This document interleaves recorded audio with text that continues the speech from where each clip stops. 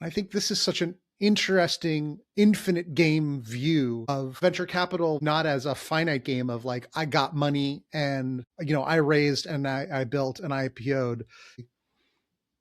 The more likely thing that's going to happen is it doesn't. And so, how do I design that conversation? How do you think about coaching a founder to enter into that conversation with the infinite game mindset? That essay literally started the moment after I got off the phone with one of the founders that I had backed, whose company had failed. Somebody asked me for a reference because he's starting something new. And I was put in this very awkward spot because I Mm, didn't know he was starting something new.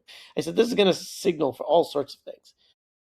And he mm, kind of admitted to like, I feel like I couldn't pitch you on it because of the fact that he had lost the first time around. And I told him, I said, well, listen, one of two things can be true, and then the other two things and the variable can be true, and it makes this sort of a four-box thing.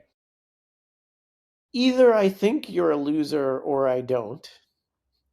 And you either come and talk to me about it or you don't. And mm. you sort of explore the four boxes. If you come and talk to me and you own it, my reference might be, that was really a shit show, but I think he's learned a lot. And I'm earnestly trying to not repeat the same mistakes. And I really appreciate him. And I would certainly think more of him for approaching me along those lines. Maybe it doesn't change anything about the way that I think about him. Well, then there's nothing lost there, right? But if you don't, then I'm liable to say anything. The reality is, I don't think. I think he worked his ass off at a company. I think there were some things that were hard. I think there's some things he could probably do better.